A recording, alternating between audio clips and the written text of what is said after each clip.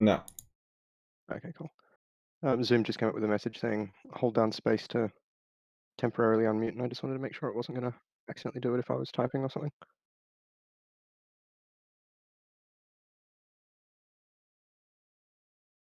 Okay, so what do you do since last time? So read some grammar stuff, finished off the exercises in part three, started going through the various, what do you call it, the FI archives on that.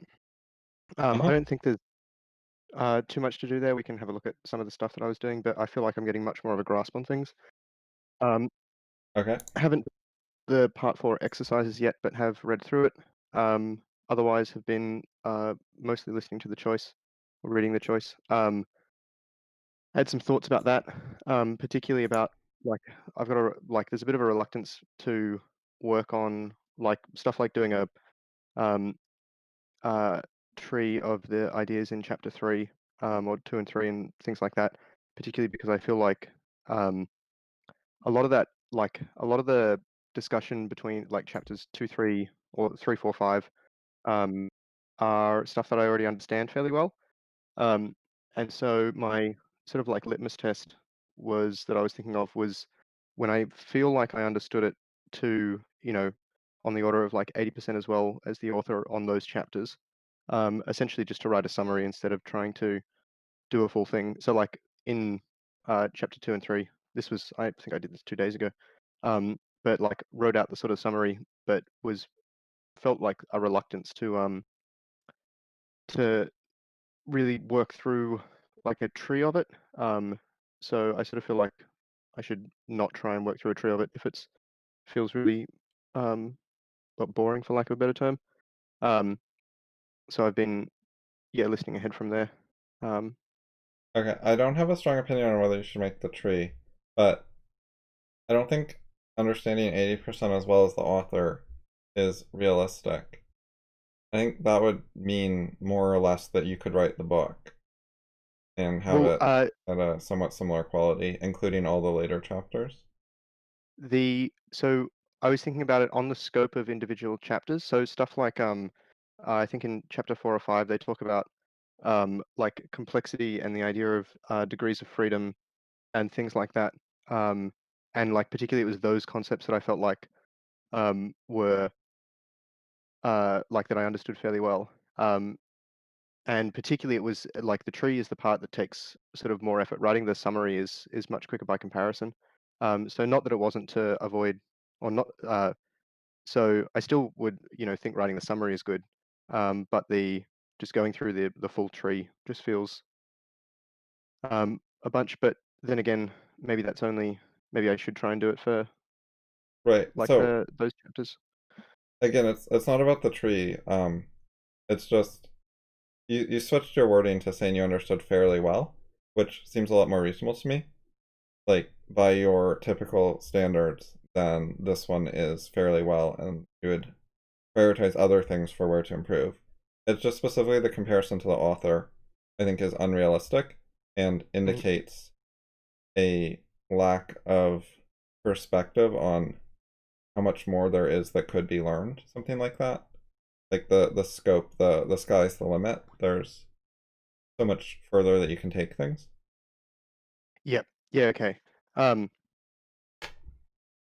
Yeah, so I mean, I said the author 80% thing because I think I can't remember if I don't think we were talking about it, but I think it was something that I was reading you'd written about uh people and like books and their tendency to uh like read a book and say, "Oh, okay, I understand that," whereas and essentially only get, say 20% of the knowledge in the book as opposed to um actually understanding it more deeply.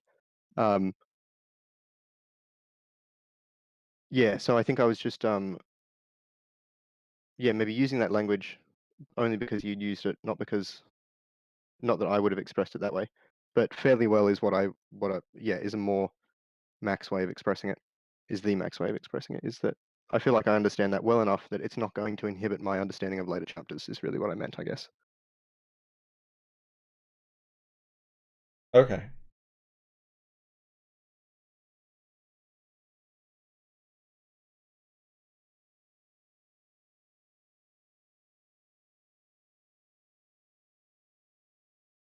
But yeah, I did start, or when I say start, it was like very brief.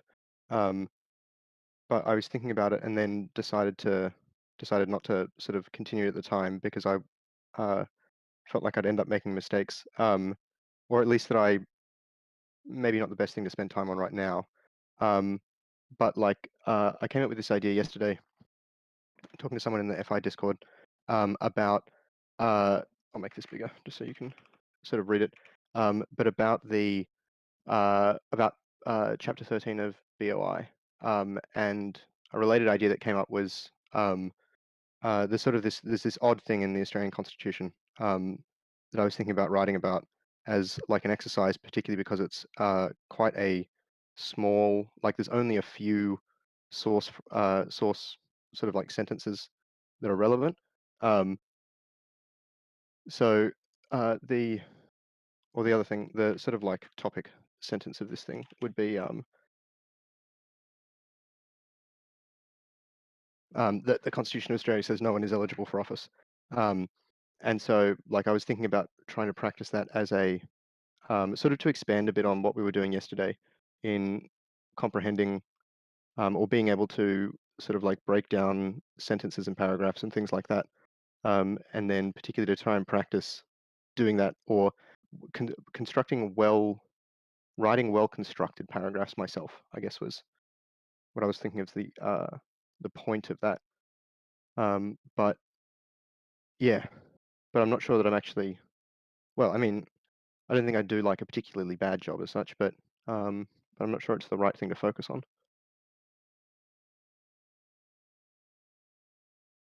Yeah, so the best stuff to practice in general when you're dealing with new skills or skills you're trying to get better at is stuff that is otherwise easy, so you're not adding extra things to learn at the same time. So, for example, trees of chapters that you already understand are good for the purpose of practicing trees. Yep. Because you don't have to figure out what the chapter is talking about at the same time that you're figuring out how to use trees Yep, that makes or sense. how to outline or summarize or that kind of thing.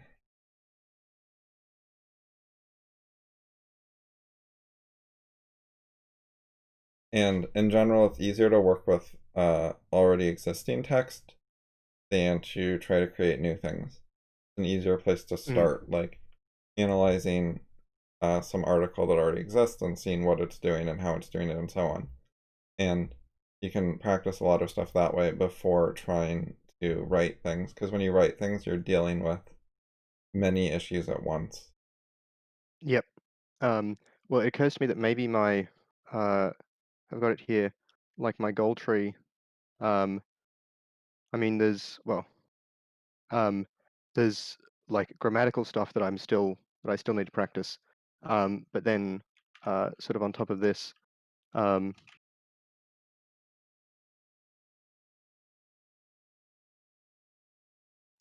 there's like we've only just started sort of this part here, but at the very least, both grammar and this larger structures would be necessary for being able to write well. And so I'd be practicing, or I'd be trying to practice multiple things at once, um, along with potentially other things that I hadn't identified yet.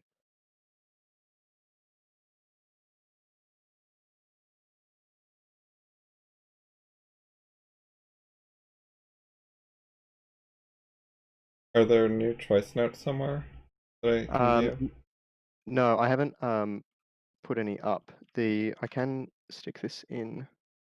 Um, or I'll put it just in the main doc. Um,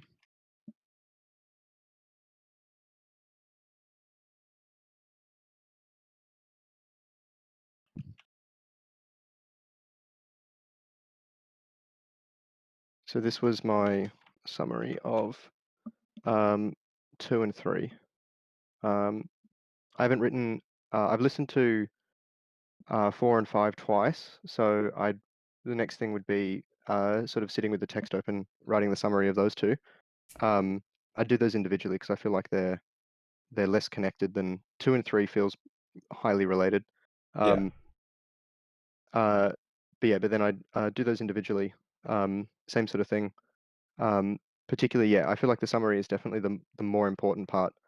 Um, and then anything, I mean, maybe the tree is a good thing to use as a tool to figure out where I'm missing any understanding, if I feel like anything's unclear.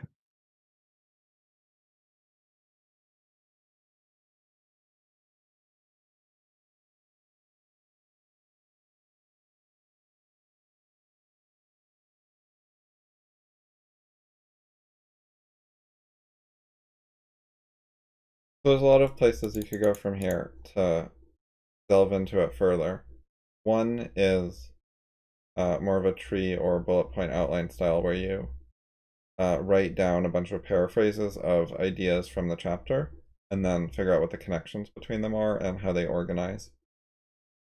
A different way is to look at the subject matter itself and consider things like how Efrat could do it herself. What do you think the barriers are?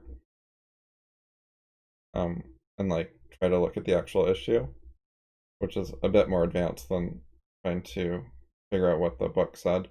But since you thought you understood the book really well, that's the kind of next step you could look at. Yep. I feel like, I mean, yeah, in terms of like figuring out what Efrat should do or whether she could do it herself or things, um, I mean, the next few chapters are particularly looking at that in that, I mean, one of the central sort of tensions as such of at least the chapter afterwards, I think, is Efrat's sort of opinion that she doesn't have the brain power um, and that Eli needs to, yeah, through the explanation, either convince her that, or that through an explanation, she will either be convinced that she doesn't have the brain power, or that um, uh, sort of convinced of his point about the both underlying simplicity as well as the ability of people to do this once they work through the various psychological blockers that they have. There was another sort of Yeah. reason that I've just So remembered for. Oh, yep. in general, if you think ahead about books and come up with your own opinions before the book gives its answer and opinion, it gives you the opportunity to compare and to have some documentation of your previous views, which you have like an objective record of them, which you can compare to what the book says, and then you can better understand if you change your mind about anything, or like what's different or what's new for you, which helps you Mm, know mm. what things might need practice because they're the changes or differences. And it helps with the problem people have a lot of agreeing with like the most recent thing they read Yep. and repeat even when they're different because they don't remember what they thought before they read it clearly enough to like fully recognize the clash and where there's disagreements because people habitually downplay disagreement and they're not in the habit of putting their mental energy into uh playing up disagreements, like noticing them, giving them extra attention and focus. Or yeah, particularly It if goes against the typical way people are in our culture. So mm, things like written records help uh, allow it to happen. yep. I noticed that even with like just doing the grammar exercises and trying to resist the temptation not to uh, like if you've got two possible ways of interpreting something. So an example of this, to make it a bit more concrete. Um, so um, I think, yeah, so I did this, or here. So my broken speakers don't work for making sound. So initially, I sort of realized that work is a verb and do is a verb in the sentence. And so I sort of was like, oh, okay, one of them is auxiliary. Um, and I mean, I made sure to write something down before going and checking so that I feel like essentially instead of like saying, "Oh, I'm not sure, I'll go check the archives," and I initially put down "do" as the main verb, which sort of, if I'd thought about it a bit more, I might have realized that work is a harder thing to make an auxiliary verb, whereas it makes more sense to have "do" as the auxiliary verb. Um, yeah, there's sort of I'm not sure if it's exactly a confirmation bias type thing, but it feels a lot like that in that we'll have two options. Go check the answer and say, oh yeah, I thought that, so I'm right. As opposed Yeah. to yeah. So hold on. Are you clear on auxiliary versus quote main verb is not the only distinction, and does not main verb does not mean root of tree necessarily. So I'm not entirely clear on that.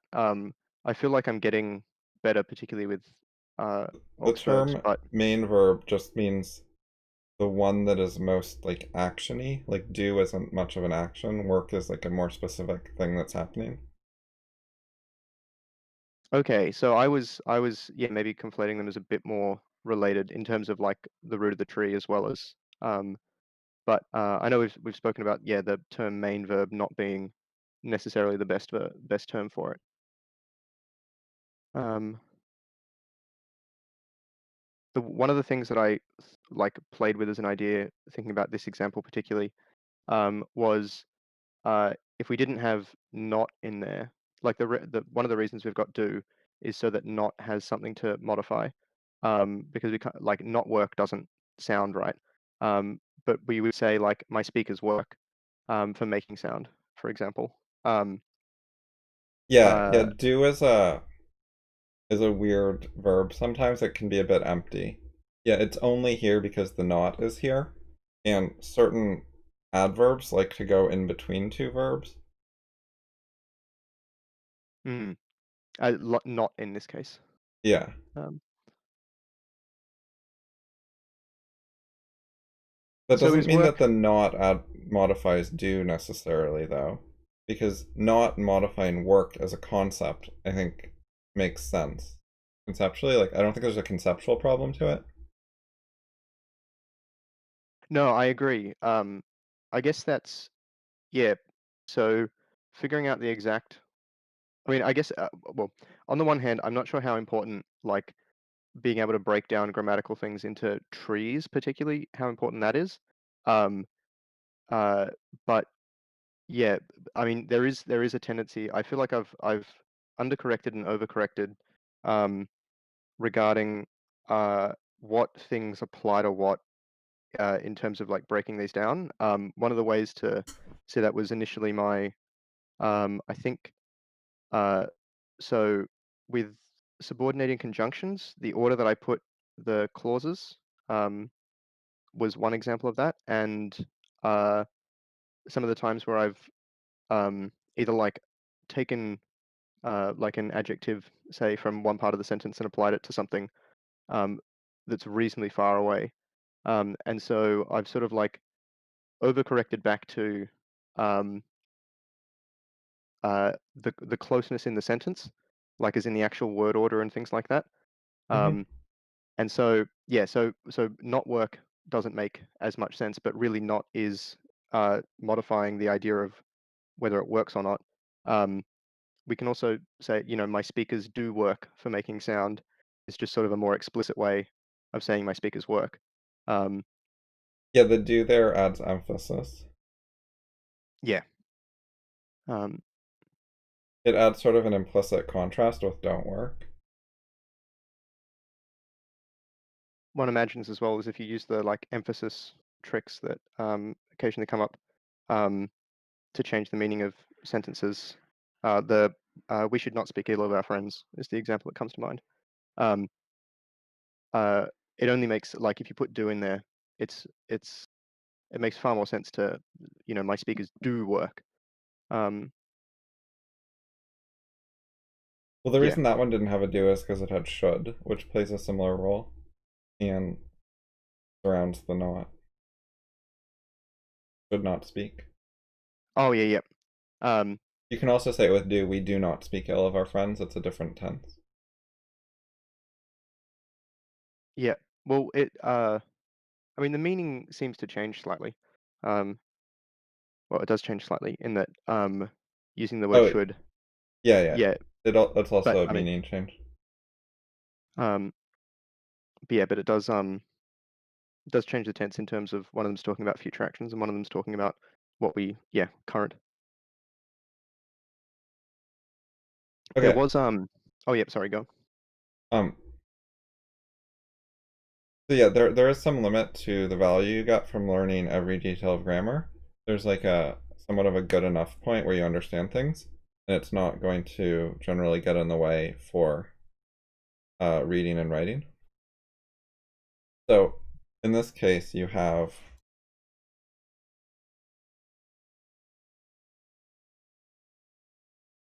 that the not attaches to the do and the work to the verbs in some way, and that they work together. And so I think that's conceptually fine. Like you're not going to misunderstand the sentence from that way of structuring the tree. Like these three things go together, right? And then you know,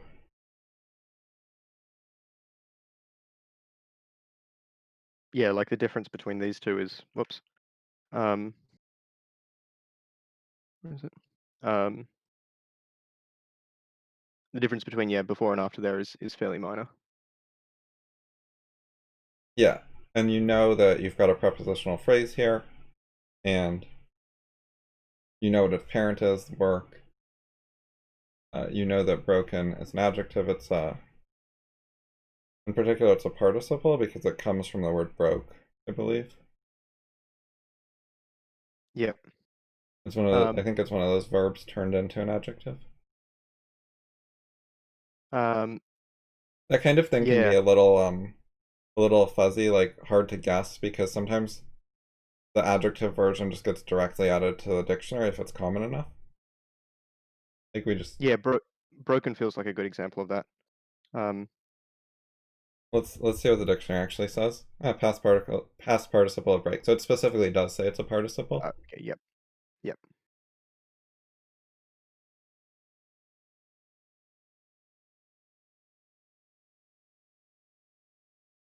I did find in one of Justin's emails, he linked to this.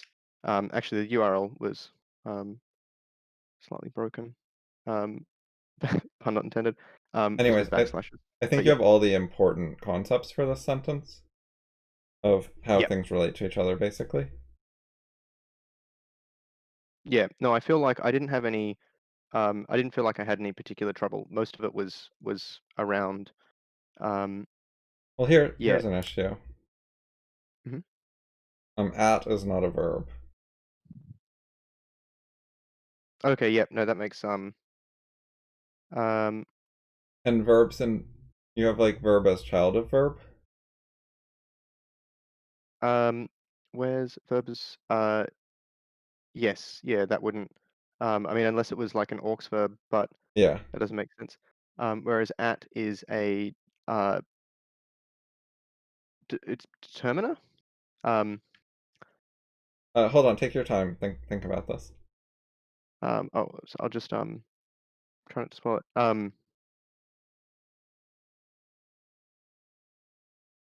So at is it has like an object. Um. That being like the CIA. Yeah. Um. Preposition feels like the logical thing. Um. And there's a like working at the CIA is a prepositional phrase. In the same way that it said like working on my project. Um, Yep.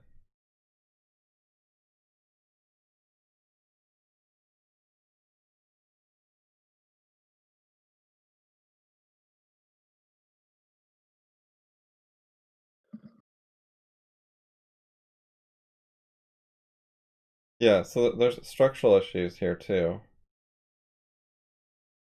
Like you have at modifying is. um, yeah. Whereas I don't. Yeah. Okay. So thinking about it now. Um, uh, so like so the first thing that occurs. So if we've got is as the root verb, then we need well, I typically we have two noun phrases or nouns or noun phrases. Yeah. So we actually have like working and then the object of working as a gerund is at the CIA. which At is a the preposition. CIA is a modifier, so it's not an object. Working just doesn't have an object. Oh, okay. So that's another thing that I've had some trouble with is the idea of uh objects of gerunds or um participles. Yeah, Um, the main clue is whether it's a noun. If you have a noun next and it doesn't have some other role that it fits in, like you have then to it's figure then out how do you account for every noun part of the sentence? What role can it play? Like what's it a subject of or an object of? yeah. Um, so So at the if CIA, there was a spare noun there, then you would consider maybe it's the object of working, but there isn't a spare noun. yeah. I'm just trying to think if there's an example that I can. I can come up with more like prepositional phrases, like working on motorcycles at the CIA. Um, Yeah, I but don't think uh, working takes an object. Well, no, um, I know how you do it. You say like working the docks. He was working the docks. yeah, okay, yeah, Now it yeah. has an object. It's a type of Yeah. work. But that's like not a very typical phrase, and I think it might be informal. I think, well, so one of the definitions of work was an informal British thing, where I think anyway, doc was, or the docs was part of the example. Um, but I think the meaning changes slightly if we do that. Like as in working the docs, um, particularly is then like to do with the verb of, the exerted action of work as opposed to working for the CIA or working at the CIA includes more of the like the noun of work as a job. Um, Hmm.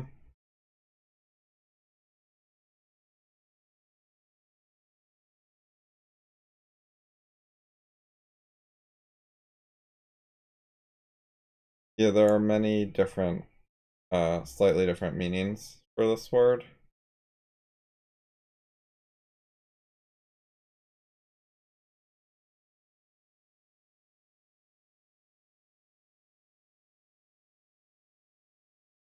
Anyway, prepositional phrases are always modifiers. and FYI is a prepositional phrase too, right? Um, Oh, for your information. Yeah, yeah, when you break it out as words, it is. I feel like with references we should, or well, particularly with acronyms like that. Um, it makes sense to like it's a reference, but a reference is it doesn't really tell you about the role in the sentence particularly. Um, Yeah, like FBI is a CIA and reference. FBI, breaking it out into specific words doesn't really matter because they're proper nouns. Yeah, but FYI can have can play a more dynamic role in the sentence. Yeah. The other thing is, do you think this sentence has any implied words? Um, so say in terms of implied stuff. Oh, I put that wrong.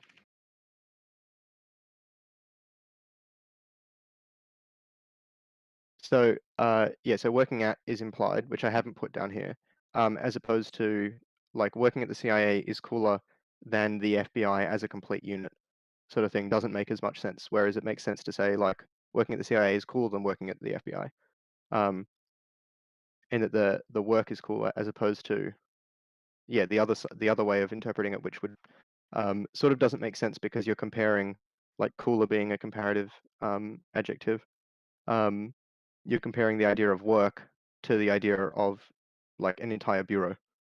Yeah. Yeah, so I think the implied at is really important to prevent that sort of misreading that we're comparing working at one thing to the bureau.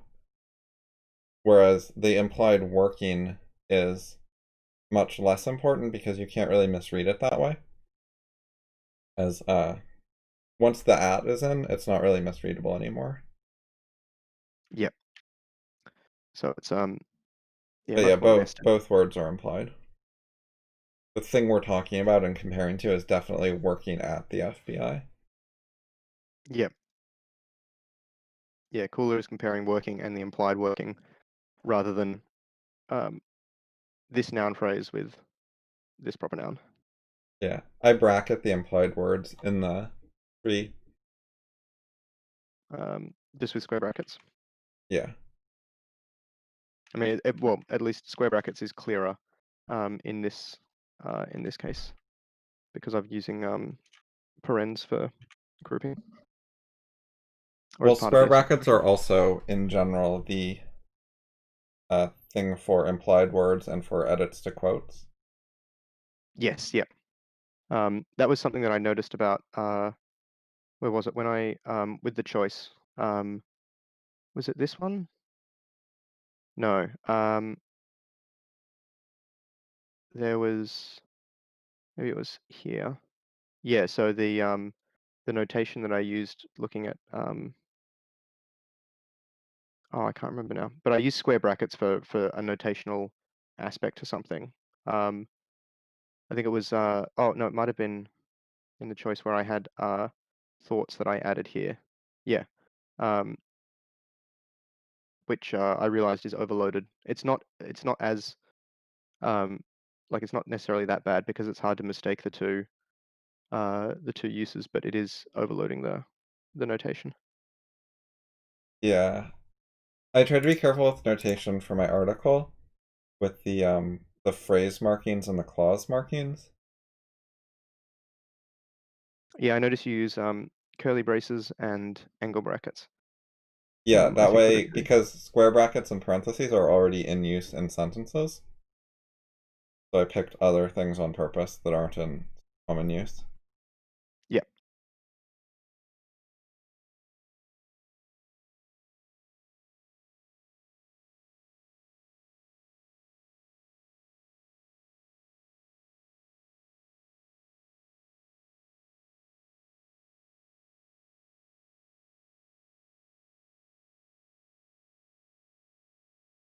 Should we look at some more grammars to check them? Um, yeah. Um, so in terms of uh, grammatical stuff, I mean, there's most of this I feel. I mean, there's even parts where I just don't bother labeling them too much because I feel like they're pretty simple. Um, I can't remember which ones of these we've looked at. Um, I did notice as well that going through, like finding things in the archives and comparing them, particularly because of uh, like the examples in the main grammar um, article uh, Hmm. of the thing, because they're not S expressions, there's a fair amount of effort involved in actually interpreting what people uh, like how they broke down the sentence, because there's no explicit tree structure. Oh, yeah, yeah, Usually, it's partial information, but you can check whether you agree with the types of info they're giving. so usually, yeah, usually I'll just look for so like I think with where was it broken speakers. Um, yeah, so um, yeah, so this was particularly um, thing, and I think well, here's a place where we actually um, well, yeah, it agrees with what we changed it to, not what I had originally. But this was this line was what I particularly looked for with regards to the auxiliary verb. Yeah, you could try doing the analysis other ways just to see what it's like a few times. In this style, you mean? Yeah, or also the question-based style. I don't know if you got to that yet. No, so that was the next part of the um, Okay. Yeah. yeah, this question-based analysis. Um, I've noticed that it takes me a fair while to actually read through, even though there's not many words, to read through the various grammar things. And I tend to, as well, sometimes get distracted, which might be better to deal with by just having, oops, don't, um, just having multiple windows. In that I tend to get distracted when I change tabs and things, and then yeah, so it gives more opportunity to not come back to things properly. It whereas taking this a would probably while be makes sense because it's a very condensed article. Like I went through a lot of material and then I tried to write it in a short way. yeah, which I think is good. In that it emphasizes the point right at the start that English is simpler than people think. In Yeah, that there's there's a lot definitely of some principles, but it's also a bit dense because of condensing the topic. It goes through the material pretty quickly. yeah, yeah. Well, I think this is probably more than the entirety of grammar that I learned in high school. Yeah, I also did not learn much grammar in school. Hmm. My impression was that the US focused on that a lot more than we did in Australia. Um, we get more Maybe into they like used to. My school certainly did not. fair enough. I think people probably realized that it wasn't, or it didn't seem like it was that important to, be able to um, academically analyze a sentence as much. I mean, we ended up focusing a lot more on literary analysis and like techniques and things in that regard.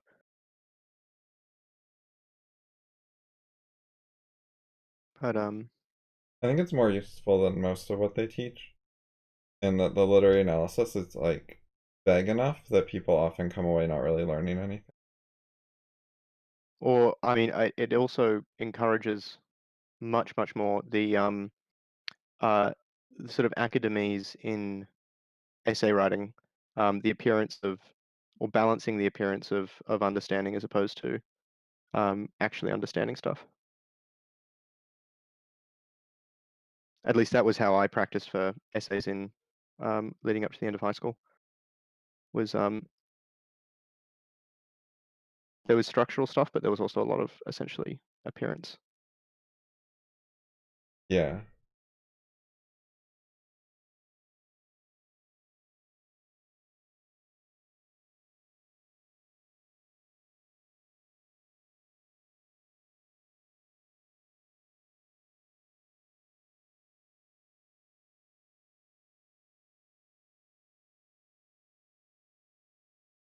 One of my reasons for avoiding doing much of the question-based sort of analysis is just the verbosity of it, like writing.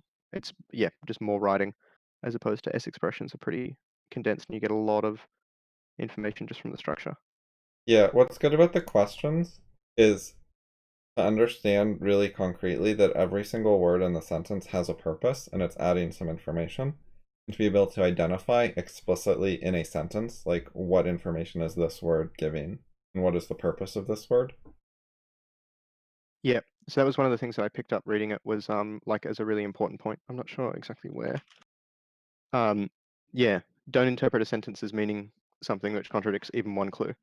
I feel like it's a thing that we don't necessarily emphasize enough. Yeah, and when you write, try not to just autopilot throughout a bunch of words, but to actually have some idea of what each one is for and why you need it. And Yep, also err on the side of leaving words out. Like when in doubt, like if it seems maybe unnecessary, don't use it. yep. What occurs to me, thinking about um, hard to vary, and the idea of uh, like remove things until removing them diminishes uh, the work. Yeah. And yeah, if you're uncertain, then it means removing it does not diminish it, or at least not significantly in any sort of like significant way. You want to go back to the text analysis now? Yep. Do you mean The line the essay? line? Yep, that sounds good. Okay, so we did this paragraph last time. The first one in the lies section. Now we have this one. Lying has to do with pretending, misrepresenting, or faking. Okay, so that seems like a topic sentence. Yep. So I mean, it's an expanding on the previous topic sentence of a lie is a communication. Um, as in Yeah. this is a more specific part of lying. You can do those things with yourself or others. That's just a general expansion of that idea. If you know something is false and you say it, that's Hold lying. on. So we've got So oh yep. let's try to be explicit about the connection between nodes again. Yeah, yeah. Um, so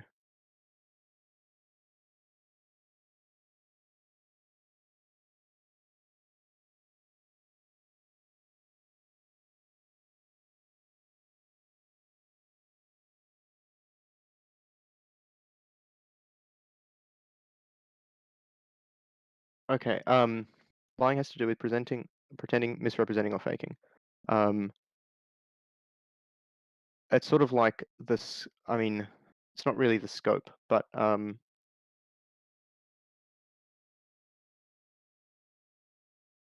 mean, it's sort of making explicit that. I mean, it refers back to where was it? This idea that we don't, or that you can't lie to yourself because it's not on purpose. Particularly like the yourself is sort of emphasizing that it is possible to do it accidentally to yourself or with yourself. Yes. That's good. That is another connection, a callback to earlier in the essay, and it's making different parts of the essays more coherent with each other. How would you phrase the local connection just between these two sentences? Yeah, I mean, I'm sort of struggling to, in the sense that it feels, um, okay, so it has to do with pretending, misrepresenting, or faking. The the object of those things, those gerunds, is with yourself or others, essentially, in that it's saying that this is not exclusively like these are general actions as opposed to particularly directed at anyone particularly or for any particular situation.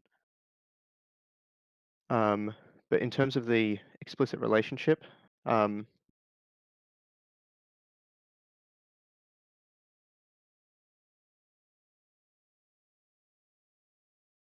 So one way to phrase it is more info about that is like you could add these words in between the two and it would still be coherent text. It's a way of like leading up to the next part. yeah, The basic thing we're doing here is providing additional detail. um, Let me be more so. The child is giving more detail about the idea in the.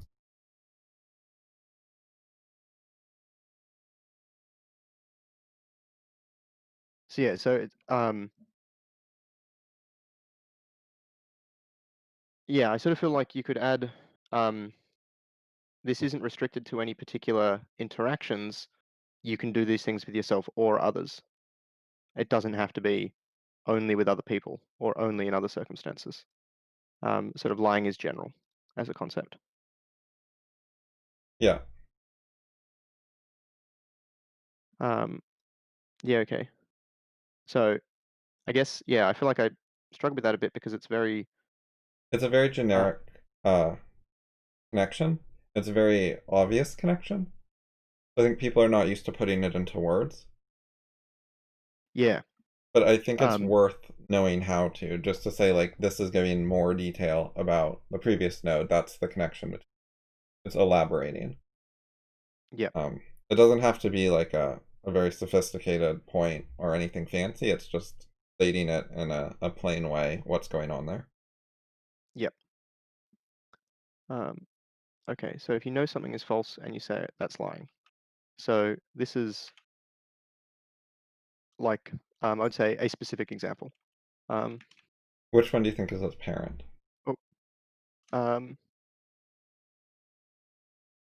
you could argue that it is the one about doing this with yourself or others because when you like when you say something, it's particularly you're either like saying it to yourself or to others, but I don't think it necessarily needs to be, in that you could cut this out and saying lying has to do with pretending, misrepresenting, or faking. And then if you know something is false and you say it, that's lying. So I'd say that we should tend towards the more general parent, because I don't have a reason at the moment to make this more specific. Um,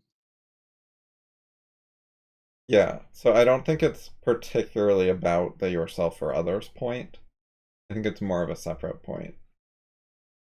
Like the focus here is not on you saying it or lying to yourself. And it's not even saying who you're lying to, because like if you say it, you could be lying to someone else. yeah, yep. Well, it's saying you could be writing an article where no one particular is meant to be reading it. You could be, writing a cave painting where you don't even know if anyone else will be reading it. It's not specific to any of those sort of circumstances. It's the saying is, or the claim, the expression that's the lying part. Yeah. So All right. I'd go with, yeah, the more general thing. Okay, and what's the connection? Um, so uh, so well, specifically is sort of what I sort of put there, in that, like, um, What about well, as a I mean, whole sentence? um, say like, one of the problems with specifically is that it's not an exclusive specific. So um, uh, like, for example, um, with regards to speech, if you know something is false and you say it, that's lying. Particularly because, like, misrepresenting or faking, we can do that in lots of ways. In that, I could wear some academic clothing when I don't have a academic qualification type thing, and that would still be dishonest. It would still be a lie, but it's not, speaking. Um, so I'm not convinced about example though, because it's not like a specific example of, an apple and an orange. Um,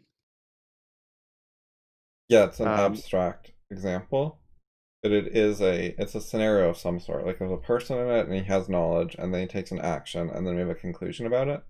I think it does count as an example. okay. We don't really have a better way of differentiating the two, right? As in these ideas of, like, general examples that are still abstract, and then specific examples that deal with concrete circumstances. Right. You could just throw a modifier in example if you wanted, like concrete or abstract. Oh yeah. Um, the problem I would say with abstract example, I mean, I guess it makes sense. Um, uh, yeah, I don't know. In this case, I'd probably, in describing it, maybe abstract or concrete makes sense, but trying to put it into the sentence, like as an abstract example with regards to speech, because as an abstract example, the regards to speech is, there's not like other examples with regards to speech, sort of thing. Maybe we could put the same sort of idea in different words, but it's not like there's, you know 500 different ways of sort of doing it, in that. um I mean, I'm trying to think of a counterexample, but yeah, whereas the examples that we're sort of like wanting to contrast it with are, like, examples of physical behavior, or examples of, like, symbology, or um, yeah, things like that, as opposed to, so speech is the thing that we'd want to sort of make the, um, yeah. Does that make sense? Not entirely. I think it got a bit messy. Yeah, okay. Um, if this link is good enough though, then I'm happy with that. Yeah, I think it's okay. So the next phrase is, or the next clause, sentence. Okay, so we've got, this is I think it's a long one. Yeah, it Um, looked like we probably and want to split this sentence up. And yep. if you choose not to Um, consider whether it's true or false, oh, even here. yeah, so we It, start with a and this, conjunction. and this, As, then this, and also this other thing. so I think this is particularly referring to the previous sentence. Um, So, and the conjunction is the giveaway there. Um, and particularly if you choose not to consider whether it's true or false, what is it? Um, that's the thing that we knew is false, and we chose to say it anyway. So, Yep. If you're um, not considering whether your statement is true or false. so, um, okay. I'm gonna make this a thing here so we can break it down a bit more. So we've got this from yourself or others, which refers to hide your ignorance. This then you're pretending. So this is to do with the choosing not to consider.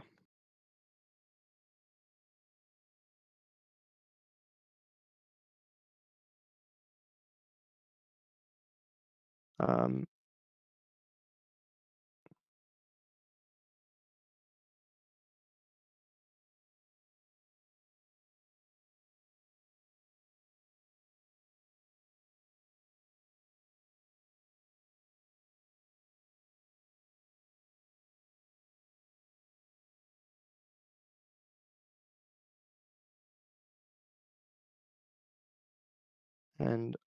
and lying about that when you falsely.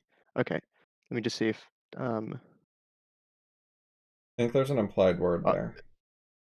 yeah, also the emphasis makes a big difference in terms of just reading it over on the right hand side. So, and lying about that when you falsely, so like and put a comma in there, that would make probably makes it more clear. I wouldn't put the No, comma, that's but yeah, no, the comma's wrong. And you're pretending you have a more reality-based approach to life than you do, and lying about that when you falsely present yourself as knowing more than you do. so who's doing the lying in the last part? So whoever made the choice of whether to consider whether it's true or false.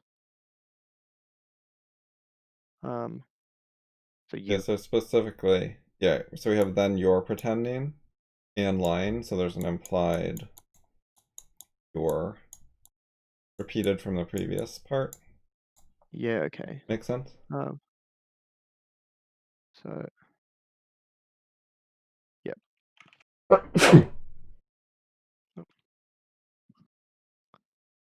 Then you're pretending you to have a more reality-based approach to life than you do, and you're lying about that when you falsely present yourself as knowing more than you do. Yeah, okay, yep. So that is about the reality-based approach. So this needs to be a child. Mm-hmm. Yeah. So I'm not necessarily convinced about the left-hand side here, but maybe that's because I've broken it down more than I've broken down the right-hand side. So we go So, back to the meat. Oh, yep.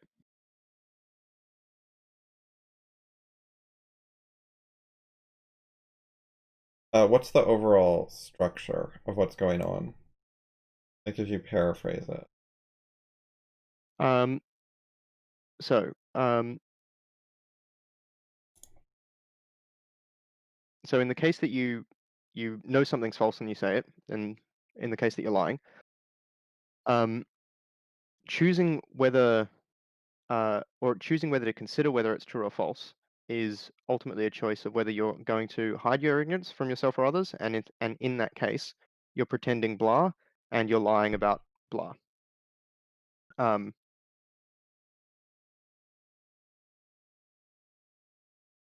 so this, I feel like the you're lying about that when you falsely present yourself.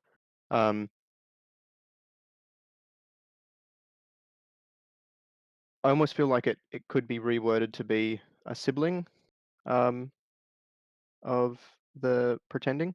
Um, I'm not sure if it would be better or worse like that, but yeah. So Does this version of the sentence make sense to you?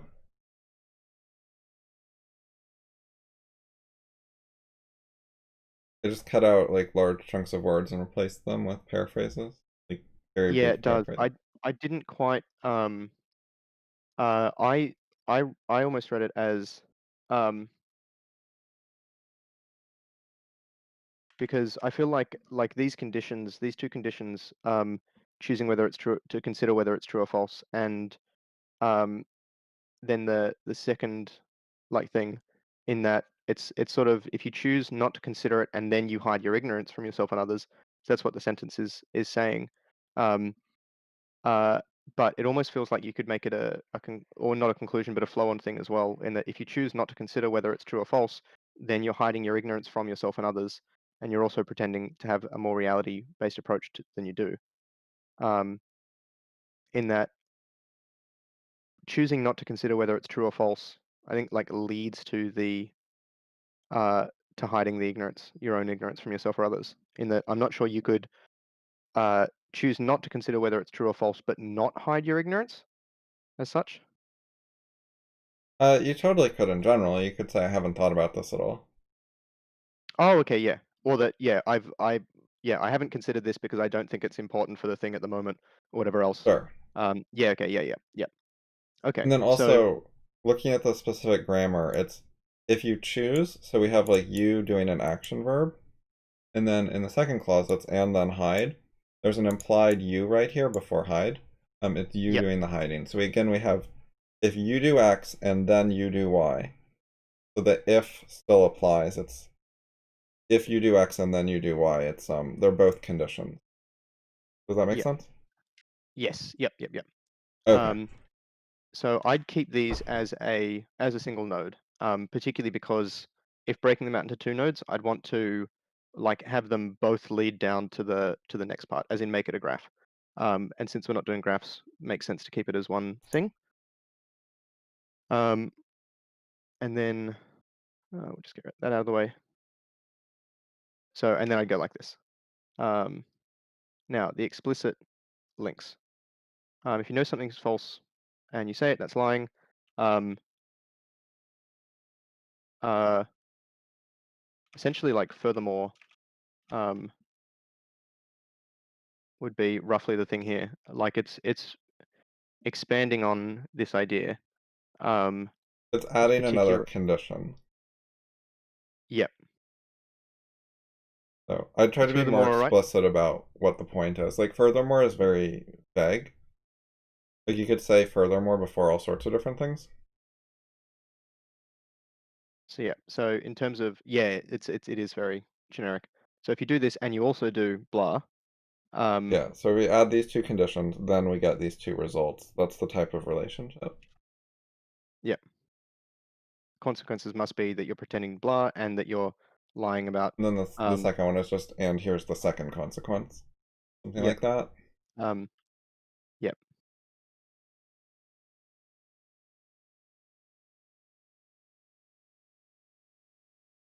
Yeah, so there are other Um, ways to structure it, like,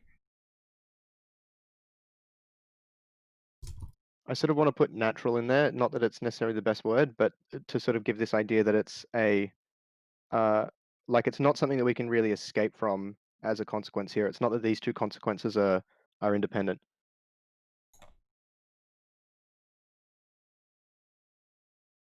so one of the ways you can structure this is you can have a like a summary node and then have all the details as children.